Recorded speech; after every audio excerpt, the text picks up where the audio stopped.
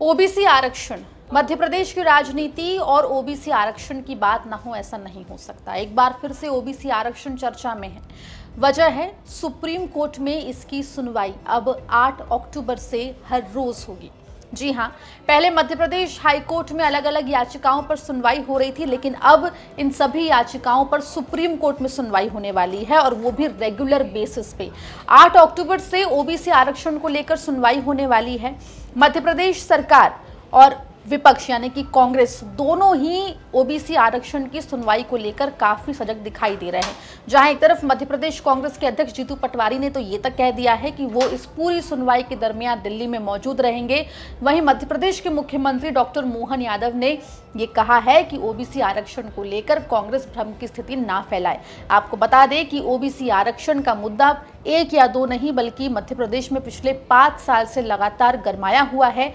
अब supreme court इस पूरे मामले में क्या करेगा ये तो देखने वाली बात होगी, लेकिन इस रिपोर्ट में हम आपको ओबीसी आरक्षण का पूरा कच्चा चिट्ठा बताएंगे कि आखिर इस ओबीसी आरक्षण में जो 87-13 का जो होल्ड है वो मामला क्या है, सुप्रीम कोर्ट इस मामले में क्या करेगा और ये जो विवाद की स्थिति उत्पन्न हुई है ओबीसी आरक्षण को लेकर मध्य प्रदेश में, इसकी मुख्य वजह क्या है। नमस्कार, आप देख रहे हैं एमपी तक स्पेशल और मैं हूं आपके साथ आकांक्षा ठाकुर। देखिए, मध्य प्रदेश में ओबीसी आरक्षण चुनावी मुद्दा भी रहा है। वो तमाम अभ्यर्थी, वो तमाम छात्र जो कॉम्पिटिटिव एग्जाम्स की तैयारी कर रहे हैं, उनके लिए ओबीसी आरक्षण गले की फांस बन गया है। एमपीपीएससी रिजल्ट जारी करता है, 87% रिजल्ट जारी होता है, 13% बच्चों का रिजल्ट होल्ड में चला जाता है। ऐसे में जहां एक तरफ छात्रों में इस पूरे ओबीसी आरक्षण को लेकर नाराजगी दिखाई देती है, वहीं ओबीसी आरक्षण किसने बढ़ाया, किसने ओबीसी आरक्षण का लाभ लोगों तक पहुंचाया, इसका श्रेय लेने की होड़ बीजेपी कांग्रेस दोनों में देखी जाती है। अगर हम हाल के दिनों की बात करें तो मध्य प्रदेश के मुख्यमंत्री डॉक्टर मोहन यादव ने एक सर्वदलीय बैठक की थी, जिसमें कांग्रेस से लेकर समाजवादी पार्टी के नेता भी शामिल हुए थे। इसमें तय किया गया था कि कांग्रेस की तरफ से जो वकील है या फिर सरकार की तरफ से जो वकील है वो आपसी समन्वय बैठाकर इस पूरे मुद्दे को जल्द से जल्द सुलझाएं और इसका हल निकालें, ताकि जो अभ्यर्थी हैं, जो छात्र हैं, उनको ओबीसी आरक्षण का फायदा मिले। ओबीसी आरक्षण का पूरा मामला पहले मध्य प्रदेश के हाई कोर्ट में चल रहा था, हाई कोर्ट में इसकी सुनवाई हो रही थी, लेकिन सुप्रीम कोर्ट में याचिका जाने के बाद सुप्रीम कोर्ट ने हाई कोर्ट को आदेश दिया कि वो इस मामले में सुनवाई नहीं करेगा। अब एकत्र रूप से सुप्रीम कोर्ट में ओबीसी आरक्षण पर सुनवाई होगी और जैसा कि सुप्रीम कोर्ट ने कहा है 8 अक्टूबर से इस पूरे मामले में रोज सुनवाई होती हुई दिखाई देगी। सबसे पहले इस ओबीसी आरक्षण को लेकर जो 87-13% की जो बात होती है, यानी कि 87% का रिजल्ट जो है वो जारी हो जाता है, 13% का जारी नहीं होता है, वो क्या है वो हम आपको समझाते हैं। 87-13 का फॉर्मूला जो है वो मध्य प्रदेश में लागू हुआ है, जिसमें एमपीपीएससी जितने पदों पर परीक्षा लेगा उसमें से केवल 87% यानी कि 87% पदों पर ही चयनित छात्रों का रिजल्ट घोषित होगा, यानी कि बाकी के बचे 13% पदों का रिजल्ट होल्ड रखा जाता है। इसको हम ऐसा समझ सकते हैं कि 100 पदों पर भर्ती निकाली गई, उसमें से केवल 87% यानी कि 87 पदों का ही रिजल्ट जो है वो जारी होगा। 13 पदों पर इसको जो रिजल्ट है उसको होल्ड कर दिया जाएगा। अब सवाल ये कि जो होल्ड होता है वो किसका होता है, तो आपको बता दें कि ओबीसी और अनरिजर्व कैटेगरी के छात्रों का रिजल्ट जो है वो होल्ड किया जाता है। ये तो बात हो गई इस फॉर्मूले की, जिसको लेकर लगातार अभ्यर्थी जो हैं वो विरोध जता रहे हैं। अभ्यर्थियों का कहना है कि 100% रिजल्ट को जारी करना चाहिए।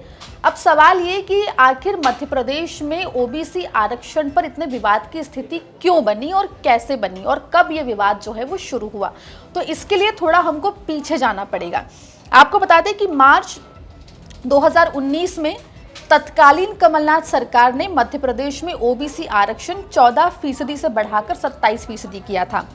मार्च 2020 में हाईकोर्ट ने, मध्य प्रदेश हाईकोर्ट ने कमलनाथ सरकार के फैसले पर रोक लगाई थी। हाईकोर्ट का यह कहना था कि कुल आरक्षण 50% से अधिक नहीं हो सकता है। सितंबर 2021 में तत्कालीन शिवराज सरकार आई, गाइडलाइंस लेकर आई और सामान्य प्रशासन विभाग ने ओबीसी आरक्षण 27% देने की अनुमति दे दी थी।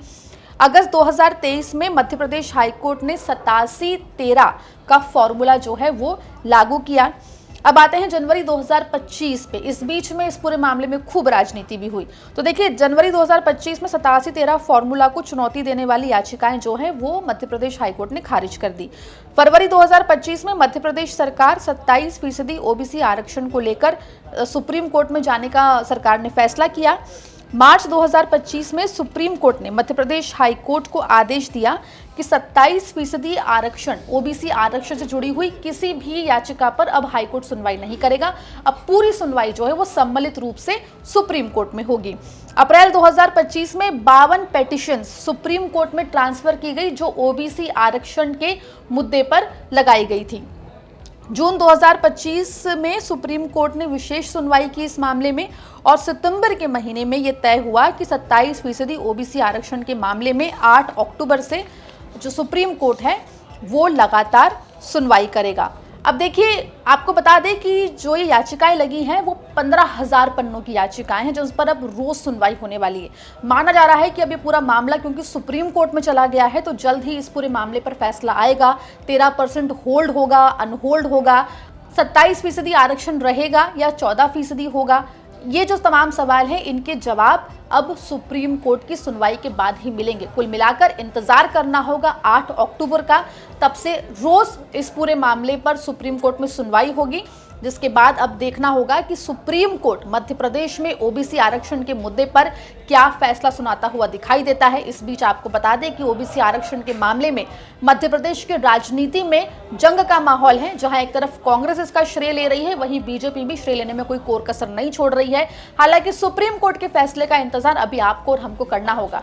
8 अक्टूबर से इस पूरे मामले में 27% ओबीसी आरक्षण के मामले में जो सुनवाई होगी उस पर एमपी तक आपको एक्सक्लूसिव जानकारी देगा कि आखिर सुप्रीम कोर्ट में सुनवाई के दौरान क्या रहा। तो बने रहिए एमपी तक के साथ।